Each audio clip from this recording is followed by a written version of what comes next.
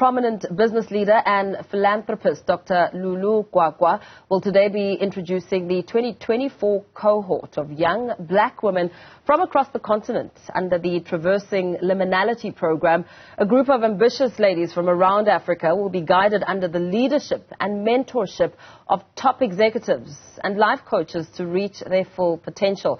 Now, this program seeks to build future professionals and leaders in all aspects of society and further build their confidence and belief in themselves as they go out into the world of work. Dr. Gwagwa joins me now in studio to tell us more about this program and the events for today. A very good morning to you. Welcome to Newzroom Afrika. Good morning, Paul, and thanks for the opportunity to talk to you this morning. An exciting event happening today. But before we talk about what is expected to happen, I know that this is something very close to your heart. You started it informally around 2016 before you formalized this program in 2019. What inspired you to start such a program? Well, what inspired me is really my own experience as a young African woman in the world, not just in this country. And also I was raising a young woman myself, my daughter who's now turning 31 this year. And when I watched her and I was engaging, I realized that, listen, we are still then. The issues that she's going through are the same issues that I went through during that particular phase. And I said, I've got to do better.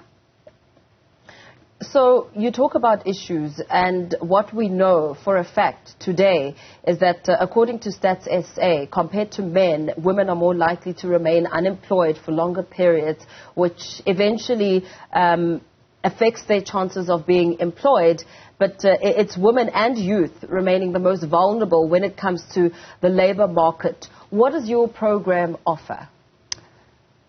The program really focuses on the inner self, because what I've realized is that there's an intersection of a couple of variables here for young African women in particular. There's the issue of gender, there's the issue of race, there's the issue of age, and there's the issue of culture.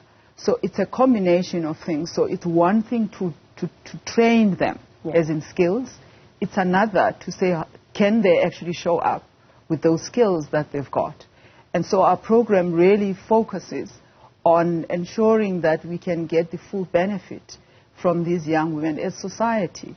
So it focuses on the inner self. How do you show up for yourself as an African woman in society, not just in the workplace, but also in the family context, but also in relationships as well, because all of these come together to really produce a full person, which is a young African woman. So how do we make sure that by dealing with those inner self issues, to support them to self-master, how do we make sure that then they are able to contribute to a society that's thriving, that's equitable? And of course that cannot be understated or underestimated. Mental health issues coming at the forefront. I mean, it's a make or break situation if you're struggling with mental health issues and not able to get the sufficient help. How does the program cater for that group? I mean, you speak about self-confidence on one end, but there are many factors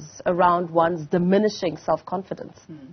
So that's why I said we are not providing hard skills, because some of these young women are already graduates, they're already accountants, they're already doctors, they're already starting their own businesses, or as you said, they're unemployed. But how do you self-master? And that is why in our faculty of around 40 black women who are also contributing their free time and their free skills here, we focus on transformational coaching. We focus on mentoring. We focus on psychosocial therapy as well, because we found that as we started the program, we only had executive coaches that were supporting the young women, but we soon realized that there are issues also of childhood trauma. That's why I was talking about this intersection of culture, of religion, of race, and in a particular South African context. And so we started to see that there's a need to also bring psychologists to really support these young women. So at the moment, we've got a group of faculty, African women, and I was quite clear in my mind that it was about African women supporting African women. because then we've got this understanding also of the culture, of the background that these young women come from.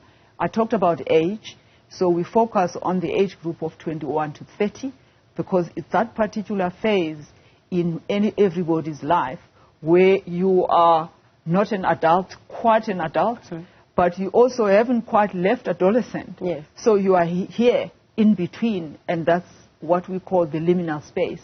You are in a space of becoming, but you haven't left your childhood, and you haven't quite got both your feet in adulthood. And you find that a lot of work that we do with women, nobody is holding these young women when they deal with these firsts.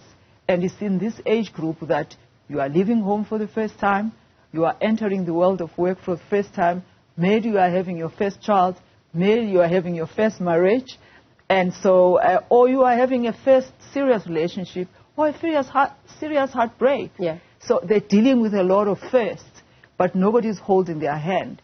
A lot of programs deal with the girl child, and that's very important. And then we start to catch women when they are in senior management to prepare them for these senior management roles.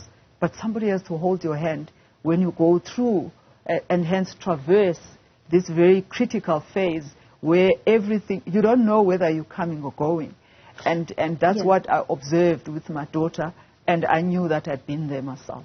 How do you bridge the gap? I mean, you speak about a very important phase in a woman's life, but that phase just really factoring in the current reality in South Africa, the unemployment rate really at shocking levels, a lot of young people feeling disheartened as we look to elections.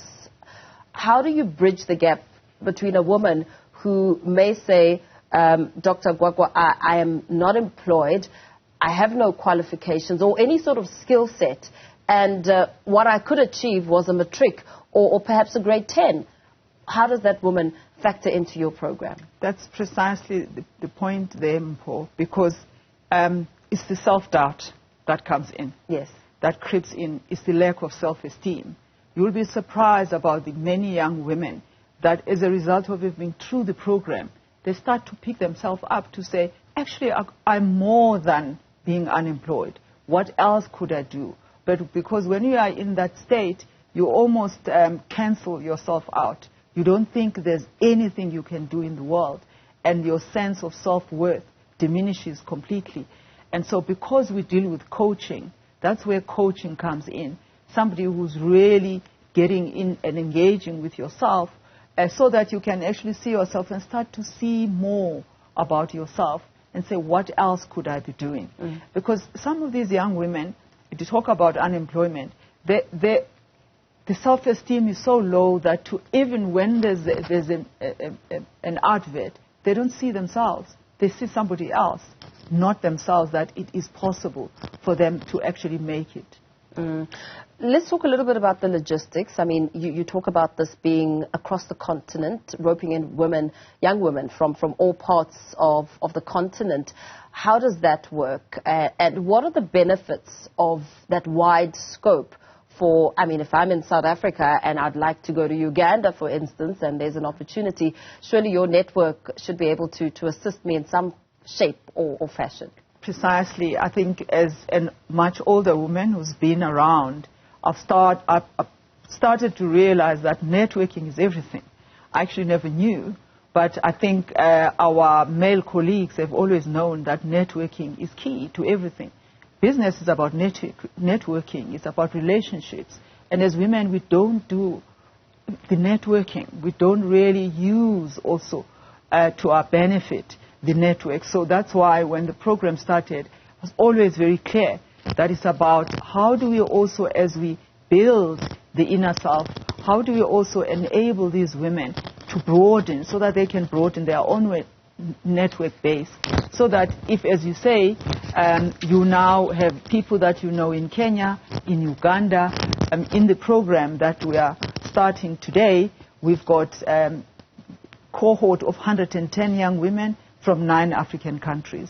So all of a sudden you are a South African in 9 other countries in the continent. You've got people that you can call, you can ask, how are you doing this? But also, Mpho, when you see that I'm not alone who's struggling with these issues. Yeah. It's other people. Just that alone, it actually lifts you up, because then it's also about, which is traversing liminality, creating this safe space, which a lot of young women lack, the psychologically safe space where you can engage with these issues. You can be vulnerable and say, guys, I'm struggling at home, I'm struggling at work, and somebody can say, no, this is how I've done it. And also your coach is there to support you. And when we see that there are childhood trauma issues, a psychologist is there to support you. Absolutely phenomenal. Thank you so much for coming to studio to talk to us about this very important program. Dr. Lulu Gwagwa, who's the business leader and philanthropist, talking to us about the Traversing Liminality program, which is the purpose of ensuring and empowering young women.